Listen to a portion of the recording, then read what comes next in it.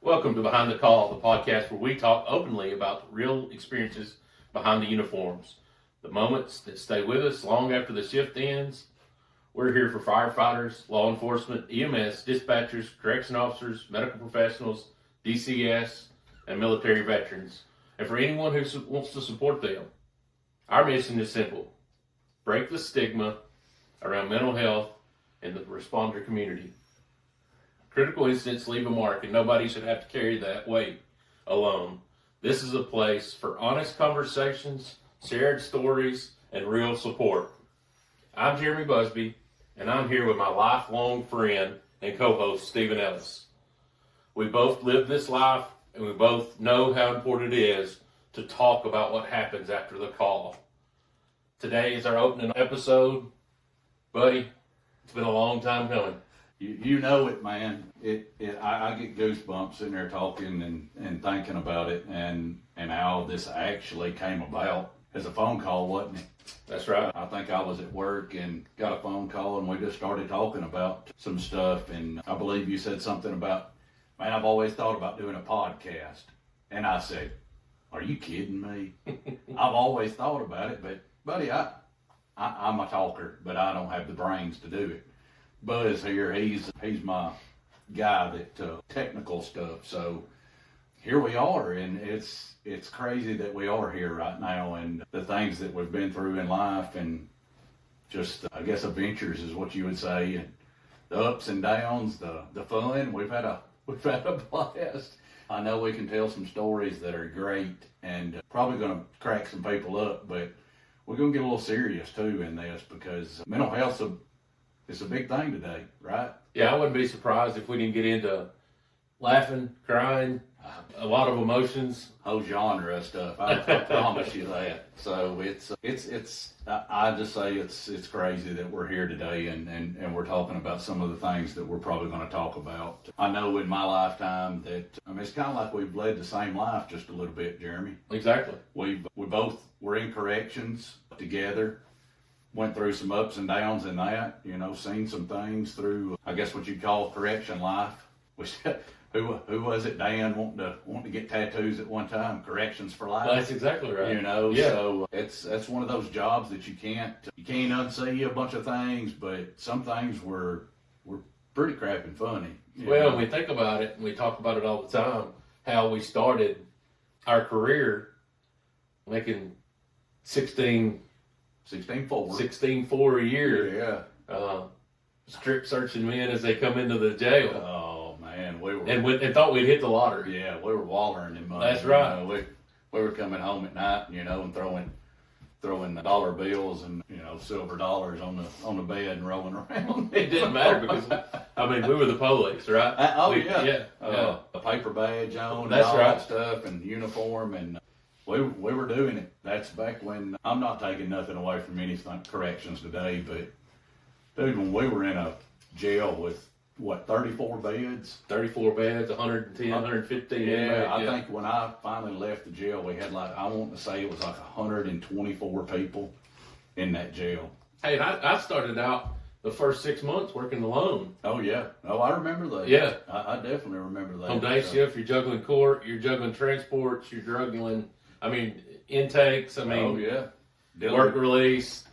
Dealing with old blackweed. Yeah, that's right. Chief administrator. Yeah, when we started. She was awesome. She knew her stuff. Going from there, both of us, you first, become a deputy, went on the road, which I guess I can go back. I done the reserve side of it, which you did too, correct? No, I never did reserve. You never did the reserves. Okay, I thought you did. No, I went from corrections to the road. Right. I gave free time for the reserves, riding with. That's right. Jeff all the time, learning bad things, so. Or with Mikey would be in court all day, Yeah. got to work night shift that night and call you and, hey, I need a driver. Hey man, hey, you want to work with me tonight? Heck yeah. Hey, you can drive. That's right. I'm like, awesome. Yeah, I got some stories about that too, where put a little miles on a car one night, and I think the sheriff had a spaz out that I think I drove 450 something miles that night. We were only supposed to drive 200. That's right. Because gas prices were so much. Mikey was just passed out in the passenger seat. Yeah, he was sleeping because he'd been in court all day. I was driving all over the county. I think I done 2 sheets of store checks.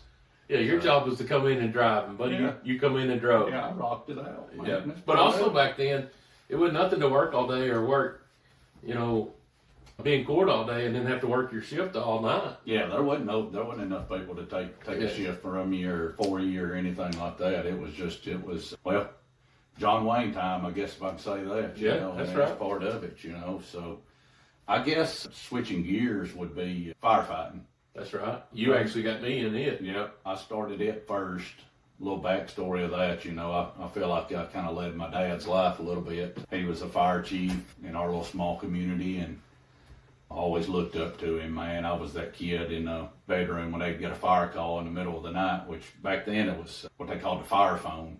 Your landline, and it continuously rang, and it's just until you picked it up. Well, me and my brother sitting in there like, oh, what is it? What is it? And then you'd hear Dad getting up, rustling around. But the big thing, you'd hear Possum down the road.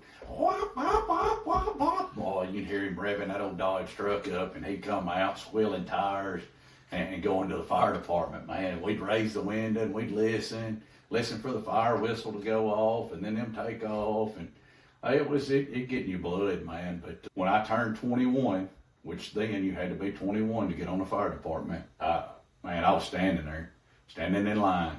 September of 1998, got on the fire department, and it wasn't long after that I guess I saw my first traumatic situation. Really won't get into that on this podcast or on this episode, but we'll talk about it on down the road. But that's where it started, with little mental health and stuff, but just so many different things with not just, I guess, the emergency services. It'd be personal life as well.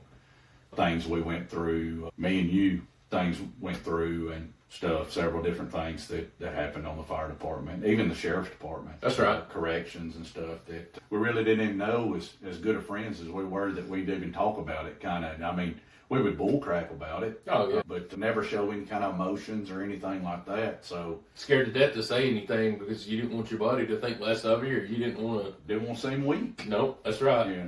So that was a whole different thing today. Where, and I'm not talking bad about millennials or anything else, but man, that's one thing that millennials have brought to the table today is they don't care to talk about mental health. Sure. And their feelings.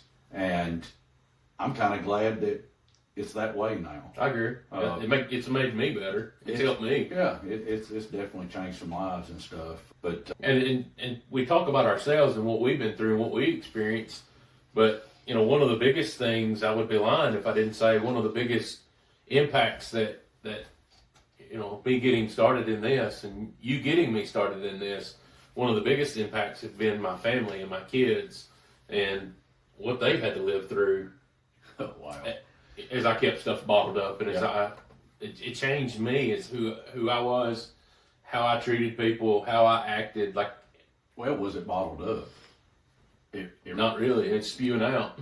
To a point, yes. Yeah. You bottled up until it did spew out. Yeah. And our family dealt with those repercussions a lot. And that's something that we didn't know how to deal with at the time. That's right. It was just a kind of a little bit of way of life. So that's, and we've been through some things and we understand now how to react to that. It's kind of funny for you and I to talk now where we're at on this side of it, about things we experienced, things we went through, how we managed it then, like how we handled things then. And which you and I have always had kind of a dark sense of humor about things, but for us to joke about things, that we went through then and how we handle it now, and it's kind of funny how we handled it then. Right. So. Oh yeah, definitely. I guess, we talk about fire department, sheriff's department, corrections, kind of, you left the sheriff's department and you went to local police department. That's right. I guess insurance, that's, That's my right. dad had done the same thing back in the day. He left the sheriff's department to the police department because the little small community had better insurance for your family. Well, and I think about it then too, every decision you made was based around a pay raise or benefits or some kind of benefit, if you will. It wasn't, I mean, we were the police, so we were chasing our passion. Oh, yeah. And, you know, you and I alike.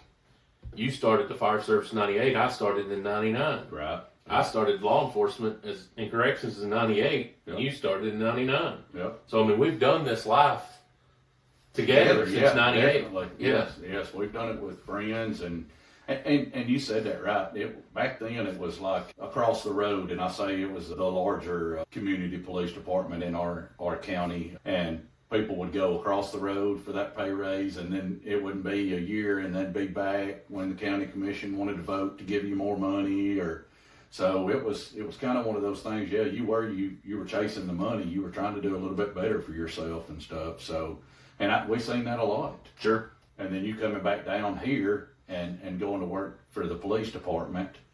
I stayed with the SO and kept rolling on out through that, and I ended up going to be an SRO.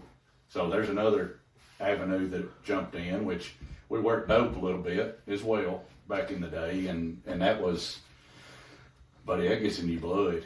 Well, you know, right before I left the sheriff's department, I was the SRO as well. That's right. That's So, right. and that's- Summertown. Yep. Yeah. So that's a little different, you know, when Dan asked me to take his spot in our community for my high school that I actually went to, and said, man, I said, I ain't gonna be no kitty cop. Yeah. You know, we thought it was a joke back then.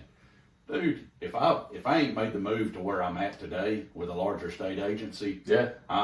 I would still be there today, because I mean, you were treated like a king pretty much, man. You had it going on, and which at that school I was at, I knew all the hiding spots and everything else sure. because I graduated there. That's right. So it was kind of a little different when the principal looked at me when I walked through the door and goes, "What are you doing?" And I'm like, "Hey, what's going on, Mr. Daniel?" And he's like, "Are you our new school officer?" And I'm like, "Yes, sir."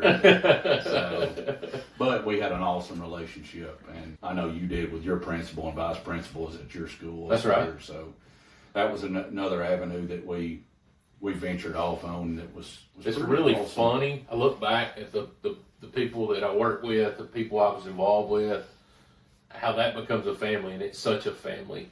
Oh yeah. You know, you become so close. And even when I left the sheriff's department and went to the city, I mean, how many nights did we talk and work together and involved in stuff?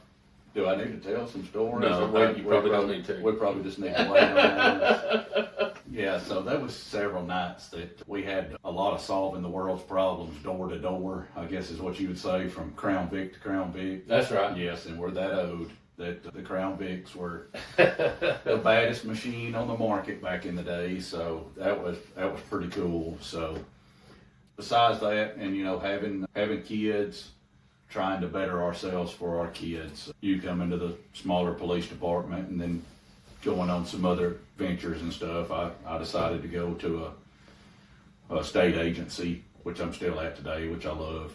It's great. We were just trying to better our families. That's we were right. trying to make a better life for our families, which doing stuff that we loved. So The funny thing is I look at that, and I left the police department I left law enforcement after just under 10 years of service, and swapped our utilities right. and started going to school at night. And it's funny, I look back at that now, because that whole decision was based around the effects that my job was having on my kids and my wife, and what they were having to deal with, because I'm living out the lifelong dream of wanting to be the police. Right. But I see what it's doing to everybody around me. Oh. And for not a lot of pay, not a lot of benefits, you know, but I was getting to be the police, you know, and I made the decision of, hey, I'm not going to do this to them, but I'd be lying to you. And I mean, you've had a bunch of conversations if it's like still not in my blood. Like, I don't talk about it all the time, man, I'd love to get back in it. And it's more about that family, wanting to get back in I want to go back to the home, to your family, than it is about, you know, what I would be doing. Well, I know I've told stories, and I can see you being like, man, Yeah. I wished I'd have stayed there. I wished I'd have took that route, and you could have at the time. You know, you had every opportunity at the time, and you did. You thought about your family, and I'm jealous of that. I stayed in this line of work and rolled through, and really didn't have the tools that I have today. And we both went through a huge incident with a man that we loved. That's and, right. And if I get tore up, it's just part of it. I'm getting better at it because I talk about it, and I tell people all the time I go to therapy now. And there's Up until nothing- about a year or two ago, we never would even talked about it. No, I couldn't. When I spoke at the second annual Tennessee Public Safety Network conference, I sat up there and boo-hooed Yes. when I talked about Mikey and stuff. Which, saying that, we both lost a friend. Well, we might as well say a brother in a firefighting accident, and that was world changing, life changing. That's a huge part of why you and I both are here today. I mean, honestly. Yes. Several things going on, in emergency services world, personal life, lots of things that we really didn't know that we were pushing way, way down, and just didn't know how to handle that. And you were snapping, at snap of a finger, you'd get mad about something, or you go into a large crowd of people and you're like, you're looking around and you're trying to figure out who the bad people are in there, who might have a gun in their pocket, or that hypervigilance. It's a real thing. Yeah, something happens. Where are they coming in? Yeah. Where am I getting my family out? Yeah. Like, where's the best way to get them out? Code words for your family. Yeah. Say, hey, if I say this, you need to leave, and I'm going to handle business somewhere, or don't go out the front door like everybody else, all the other sheep. You're going out the back entrance through the kitchen and stuff to get away from everybody else, to get away from this situation, And Somebody's pulling up and you drive off. yeah, I say, people are like, who was that? I'm like, I don't know, but here was the tag number. yeah, Who thinks to check that? Well, who don't? yeah. Had a green shirt on, blue jeans, had white shoes on, and a Nike hat. Yeah. So you're sitting there going, oh my gosh, what am I dealing with here? But And the flip side of it is, your kid comes home, they're telling a story about what happened during the day, and you're interrogating them over, it may have been one of the best things in their life, Yeah. but you're interrogating them over them, and what you're taught, the body language and stuff that we look for, they're leaving out little details, and that's driving us nuts. Right.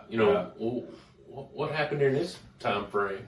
And me and you are sitting there telling these little stories and stuff, and you've been helping me teach class through the Tennessee Public Safety Network. And how many people have we talked to that led the same lives that we have, and then they just didn't know that it was okay to talk about it. That's right. They just kept pushing it down. I told the story when me and you taught our class about my son sitting there and going, hey, Dad, and I finally go, what? What do you want? And it's like, nothing now. I don't know. And he didn't do nothing to me. That's right. He was just wanting some dad attention, and I blew it up because I didn't know how to handle that. Or I get way up there, that adrenaline rush, and it's, hey, and he's messing with me, and I'm going, get the blankety blank out of my way. I've got to go. Yeah. And it's like, oh, what's going on? And then my wife's got to explain behind me, hey, Dad's got a real bad call that he's fixing to have to go to, or something. So, how much cleanup has our wives done behind us for all these years? Mercy. Both of them are saints, I promise you that. I think when they walk around, they got halos over their heads. So, well, I know they do. Yeah. They're awesome. So, one of the biggest things and one of the biggest reasons that we're here, I know we're our careers, and we're going to talk to each other about what we've been through in our careers, but I would be doing an injustice if me and you both didn't talk about the Tennessee Public Safety Network. It's a life changer for both of them. They always say it's the best kept secret in the state of Tennessee, but it's not just in the state of Tennessee. We've done debriefings in northern Mississippi. We've done them in northern Alabama. We've went all the way to Bowling Green, Kentucky. We've sent people to hurricanes. We've sent people to other countries. And all of that is because of Peter. If you go look up the Tennessee Public Safety Network, which is awesome, and it talks about stress and trauma experiences, and they really know what they're doing when they're talking to you. Peter, an old salty cop from Boston, come down here to kind of get a little, country living. And he found it, but he come down here with a whole book full of stuff. And he found this woman that's, she's an angel too, Miss Rosie. Miss Rosie, might as well, you wouldn't say Peter is, you'd say Miss Rosie is the face of the Tennessee Public Safety Network, because she don't have a bad word come out of her mouth or anything else, but she cares and loves every person that comes through that train. Yeah, it's true and genuine. Yes, yeah, it's not a promise show. it is. Yes, she is a godsend for this, for the network and stuff. So I could talk about several of the other people in the network. When I went through, I remember Randy, Bones. There's so many people that I can name. I don't want to leave anybody out. But the things that they talk about, and they've been there too. That's right.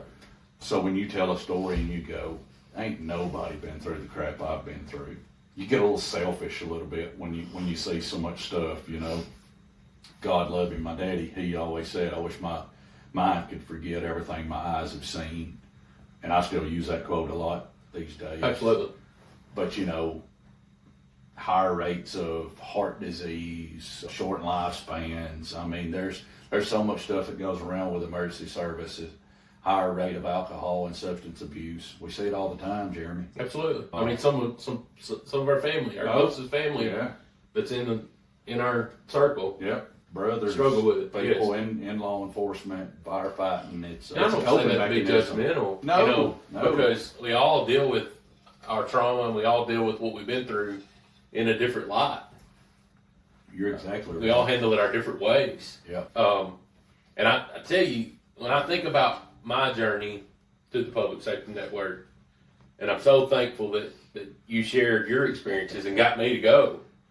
I would have shouted it from the rooftops when I got back. Oh, and I did. And I get that, because when I finished, I was the same way. But it's, I remember when you talked to me about going, and I committed to going, and then I remember thinking, man, I'm wasting a spot for somebody because, man, I don't have a whole lot of baggage. Right. I hadn't had a whole lot of trauma or experiences, or I don't have a whole lot. Right. But then you sit down and you fill the initial survey out for critical incidents that you've been through and involved in, and oh my gosh, you start going, holy cow, I'm wrong. Like something's wrong with me. I'm jacked up. Yeah, and there's stuff that you forgot about. Yeah. That you've been through so much of it, and you listen to somebody else talk, and you go, I went through a similar situation just like that, and you had forgot about it. And that means that you got some baggage there. And the crazy thing about it is, I think about it is, you almost get to the point where you're like, hey, I've been, Steven's been through some stuff. I ain't been through what he's been through, but he's been through some stuff. Yeah. And you get to where you're weighing that out or talking that through. And I think you and I both were talking about after the last class that we went through. Which was awesome. It was. It was 18. It was awesome. A great group, yes. I remember us talking, though, about how overwhelming it had become because we're starting to see, hey, this all starts in the dispatch office. Oh, yeah. Like every call, every critical incident goes to the dispatch office. Police respond, fire respond. If it's a critical incident, EMS is coming. If you want to look at it, the name of the Behind the Call, serving those who serve. That's right. Well, Behind the Call, who is that? That's the dispatch. That's right. They're the first ones taking that call. You're exactly right.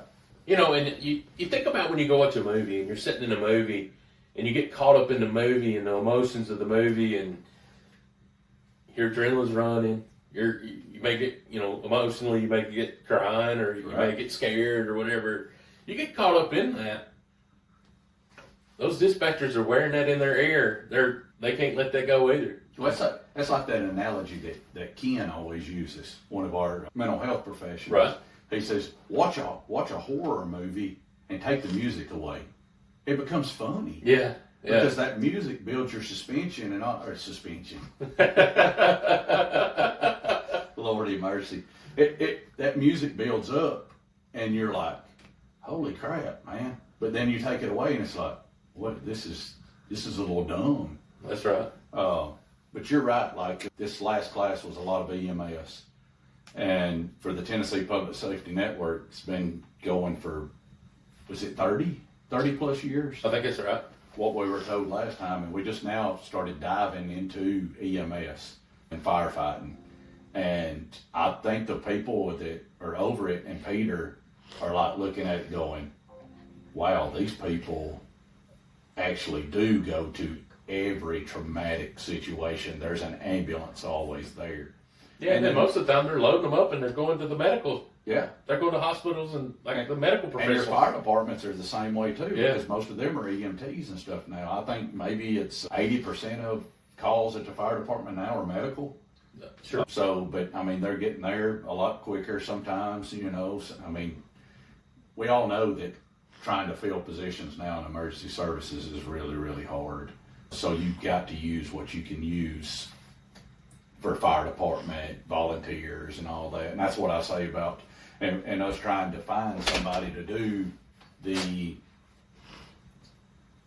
training volunteer-wise, because 70% of all firemen in Tennessee are volunteers. That's right. And trying to take off to take this training. So we're working on trying to get a little bit of training to them. So it's a lot of people that go through some of the things that we're talking about today. And I would be, you know, if I didn't talk about this is suicide today. The emergency services has surpassed the military in suicides now. Not taking anything away from the military, but that's, you know, we've had the conversation. When was the last war or conflict that we had? So it's been a while since we've had any of that where people's been in war and seen this stuff. Well, the emergency services seen it every day, if not 2-3 times a day for some of these traumatic situations. So suicide is going up. And that's one of the reasons we talked about doing this podcast. You're not alone. You know, and I'll say it again, serving those who serve. And that's how we all got started in Yes. this field, is wanting to serve our communities, Yes. wanting to serve. Exactly. And I know your heart, you know my heart. Like, I can wholeheartedly say we do it to serve. Yeah. You know, since 98, we've been in 98, 99, you and I both have been involved in some form of emergency services. Yes. And still are today. Right, yes, definitely are today.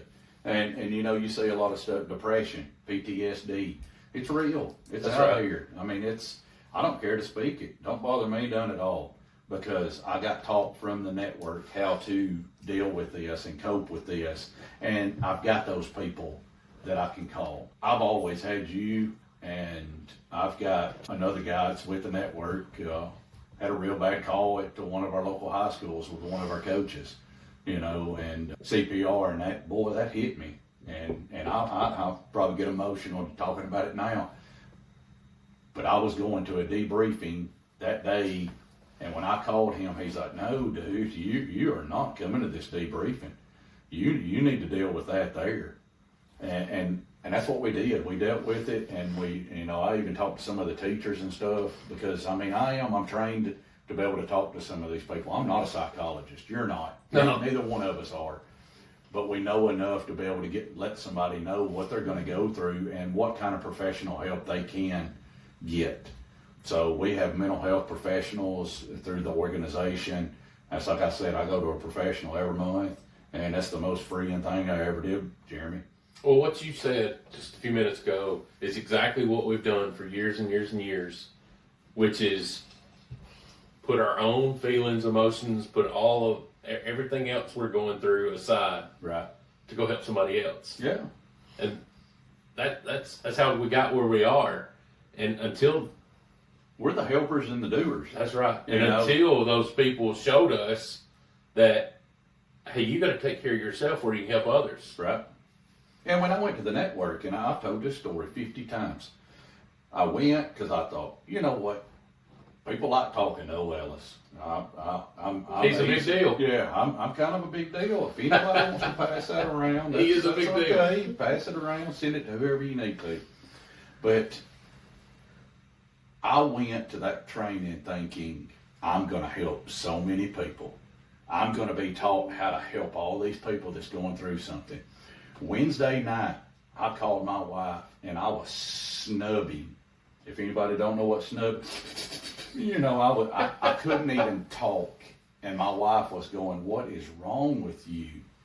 And I couldn't speak to her because I finally figured out how much crap that I put my family through. And I was ashamed. I mean, I was literally ashamed for what I put them through because I didn't know how to deal with what I was doing. I was young, dumb, full of piss and vinegar, whatever you want to say, but I thought I was just helping people and that's all that mattered, and that was just part of it, that I had to go through that to be able to help people. And I was fine with that until I got taught how I could help people, but dude, I helped myself. I helped myself a whole lot more than anybody I've ever helped in this line of work. I promise you that. When I think about my wife and I getting married in December of '99, and she's been there through it all. I got started in the jail in '98. Oh, we had a lot of good get-togethers and stuff. Yes, but we'd been together for 20 years, and she would tell me, how I lack compassion, and I lack black-hearted. Yeah. And how many times have we been eating, or we've been at a get-together, or at some social event, and you and I are making a joke or joking about something, both of our wives been like, "Oh, we're getting a side eye." There's nothing funny about that. Yeah, and we're like horse laughing. Yeah, you getting the old knife to the throat, kind of cut it off, In radio or podcast, hey, cut it off. And what's crazy is we're looking at each other like, what? What is it? What is it? Yeah, exactly. And so I made my wife and my kids feel that, hey, he doesn't care. He doesn't have any compassion. He's just hard. Right. But the reality of it is on the inside, you're falling apart, and just you don't even know it because you keep pushing that to the side to keep serving others. Oh, my wife today told me I was a crybaby. Yeah. I might watch a commercial and start crying or something, But you know what? I'm dealing with stuff that might not be the commercial or something like that, It there for a while, I lost my dad to cancer, and my stepmother to cancer as well on hospice, and it's a little different, man. I'd watch Deadliest Catch back in the day, and old Phil, he had cancer.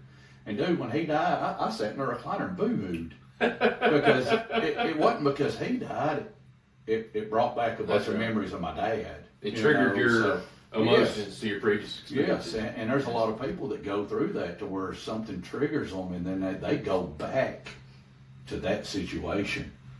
And that's hard. And I've seen people on the job where you're like, hey buddy, it ain't that bad, and even knowing what to, and then there's like, no man, that person reminded me of my grandmother and I'm like, oh, then I just shut up. Yeah. Because I'm like, oh yeah, hey, do you need anything? Reality of it is we never know what somebody's going through, what they're carrying with them. No idea what's in their mind. And all it takes is a sight, a smell, some type of sense to trigger them, and they fall apart. Oh yeah, you're exactly right. And that's the whole meaning behind what you and I are trying to do here is, hey, it's okay to not be okay. Right. Yep. It's okay, and I both talk about, I get it, you don't need to share your business with everybody, but everybody needs a circle. Everybody needs a friend that they share life with. Hey, and like you with me, you have the green light. If I'm out of line, to be like, hey, Buzz, you really need to think about this. Oh, we've done it before. Absolutely. I've had my hands spat by a Buzz many a times, and you know what? I'm good with that. I know that if you're bringing something to my attention, it's for my own well-being. Yep. And it's not about you. It's not about pride. It's strictly about what's best for my well-being. Oh yeah, I'll never forget. Because you love me. I'll never forget the sewing machine incident. That's a story for another day, but that's a time that you smacked my hand and said, hey, this is very inappropriate, and I'm like, you know what, you're right. Yeah. So you called me on my bull crap. Yeah. So But I am so tickled to be able to take this journey with you, and I've watched a lot of podcasts. I've seen a lot of podcasts. We've talked about this for, good gosh, how long have we talked about it, Jeremy? Years. We've talked about we've talked about other podcasts and how awesome that is, and how, man, what if we could do something like that? And it's just now coming together, and everything's starting to come together. I think this last class, when they seen both of us teach together, and they was like, man, y'all are real. Y'all are real with each other. And I could tell that y'all have been through some crap together, and that you're best friends, and that you do call each other out on your bull crap. And when you started talking about a podcast, and I was like, man, this is awesome. So we've been talking about this for, when was the class? August? No. September. Sometime in the fall. Yeah, Of this past year, yeah, that we went through the class together. The idea started getting kicked around, right? And then when we talked about the class, and we were like, man, that's something that we might want to do. And the reality of all of it is life's tough. Life sucks. Yeah. Life's going to hit you in the mouth, Right. and there's a lot of variables in life that you have no control over. Yeah. So how am I going to respond to it? How am I going to handle that? Right. One of the biggest things, and too, with the Public Safety Network, and I keep referring to them because, man, they changed both of our lives. Absolutely. One of the biggest things is Tennessee has a state law that keeps confidentiality when you do a debriefing. When we do peer support, it's the same way. We're not going to talk about your stuff or anything else. You can call a member, and we have members across the whole state anytime.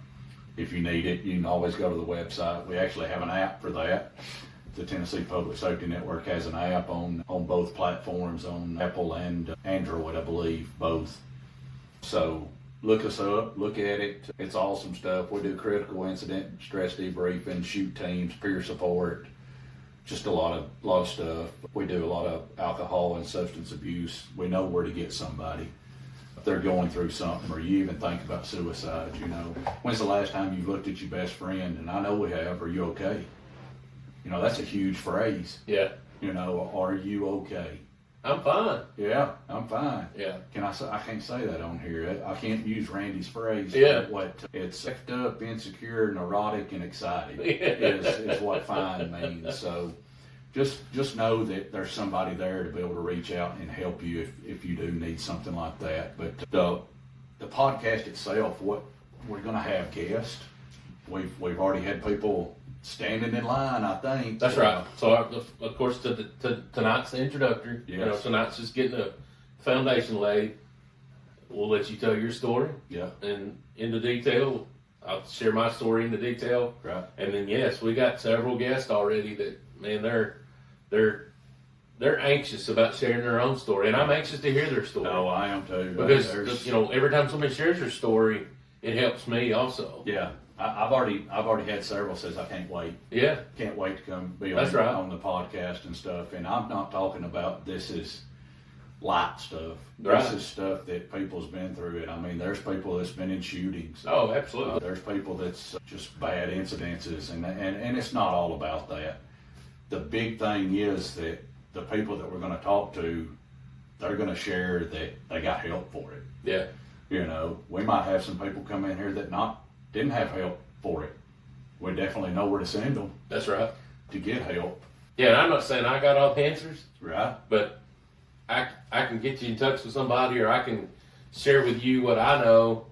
But what's the best medicine, Jeremy, besides a pill bottle, an alcohol bottle, or infidelity or anything like that? Because that's what happens in emergency services. Everybody wants to dive into a bottle or some pills or something that makes them feel good, and we got something here that could make them feel a whole lot better without having to go that direction. Yeah, and the encouraging thing is not only are you going to help yourself, but you're going to break this stigmatism that I can't talk about it, I can't share. Yeah. You're going to help so many more other people by sharing your story, and because we're all going through the same things.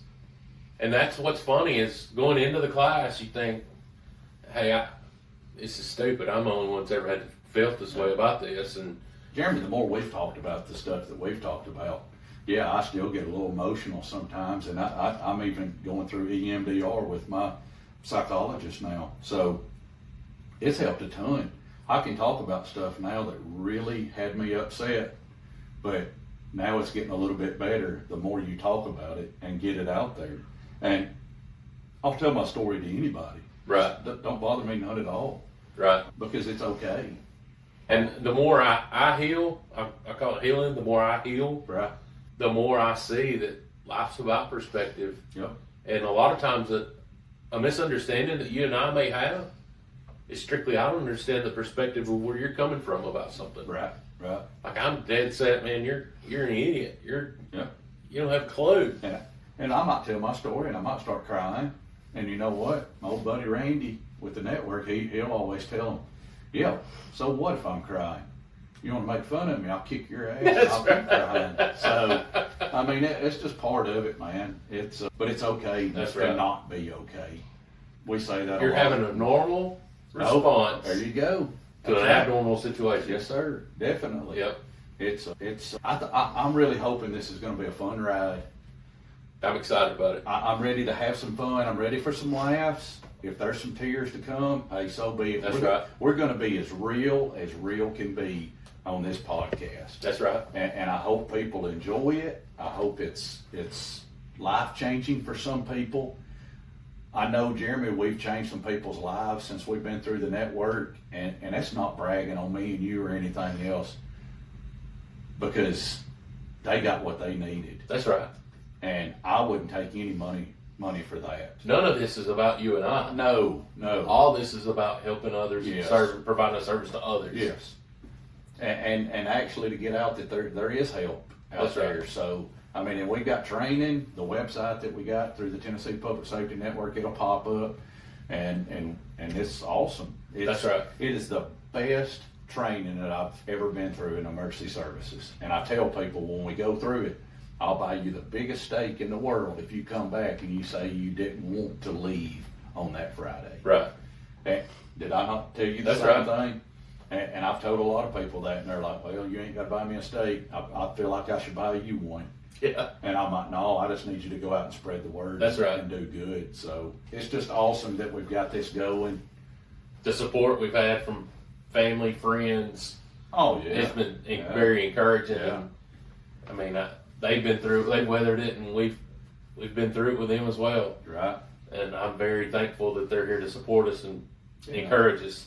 And you know, we got people on board with us knowing what we're doing, and they're loving on us. That's right. Got a local coffee company that's hammering on us and helping us, and they're wanting to do something for emergency services and stuff, and that is great. That's right. Well, the cool thing is you see so many walks of life that's not even in the services. Yes. That's wanting to help the services. Yes. Because they know. That's right. So a lot of times, and you and I both been there, that you feel like you're out on an island by yourself. You know, it's you against the world, if you will. Right. And you isolate yourself thinking that it's just you. Yep. But really, there are genuine people out in the community that want to help those people too. Yeah. Yeah. And I'm very thankful for them. Yeah. And one of the biggest things I want to thank, she done an awesome job for us, our awesome banner that we got. We got some card decals and stuff like that Jake's lettering done for us. Yes, Tracy did a great job. Tracy Yes. done awesome. And that's like I said, the coffee company too, the Shoals Coffee Company that's going to keep us awake. That's right. While we're doing the podcast, and you know, we might be filming a couple or filming us, you know, recording a couple as we go through. That's right. And start posting those. And I think we got to order of how we're going to do it about every 2 weeks. I think is what we're shooting for, Jeremy. That's right. We're going to try to do every 2 weeks, maybe 30 minutes, maybe an hour. Maybe 2 hours. Yeah, it depends on what the guest gets into and stuff. So I'm not going to stop anybody from telling their story. Exactly. Because if we're in there talking, best medicine in the world. That's right, 100%. So I love it. I guess I would say, is there anything else that you can think of that we can talk about today? No, I can't wait for the next one. You know what I mean? Like, it's just it's a stepping stone, but I can't wait till the next one. I'm tore up, man. I really, really happy about it. So Yeah, so I'd like to thank everybody for spending the time listening to us, and I'm thankful for the people that are looking to help others. Right. Even if it's helping yourself. Yep. If you help yourself, you can go help others as well. So I'm very thankful for that. I'm thankful for the people that have been Kind of waiting for this day. Yeah, they kind of pushed us, and we sat here and done a couple of social media stuff pushing out. We're going to be on Facebook, TikTok, Snapchat, Instagram. Trying to get YouTube going. Trying to get YouTube going. Be patient with us as we're getting all of our for live video and stuff like that. But we've been talked to so much about, hey, when you gonna do it? When you gonna do it? When you gonna do it? So we were like, man, what better yet than start off the new year, which we wanted to start off in January, but we just didn't hit that mark. That's right. Trying to get the office together and trying to get different equipment and everything else. So it's been challenging, but hell, here we are. That's right. That's exactly right. So I want to encourage you, if you're dealing with something, talk to somebody that you trust, not somebody that's going to share a version of the story with everybody in the community and let everybody, unpack your baggage to everybody, but somebody that is that will be real, be genuine, Right. and keep it between the two of you. And Whether that's a friend, a peer, a counselor. You ain't got to tell it on the air. That's right. If you want to come sit in here with one of us one day, or both of us one Yeah. day, and just tell your story and just talk about it, we won't put a bit of it on there. You can go As fishing long with as- us. That's right. That's right. That's some more stuff that we need to talk about. Catfishing That's right. and talking. It's awesome. The reality of it is just know you don't have to carry the fight alone. Like Right. you're not in it by yourself. So Yes, definitely. as far as for this episode, buddy, Yeah. we'll call it a wrap. Thank you for listening to Behind the Call, serving those who serve. Thank you for everything you do.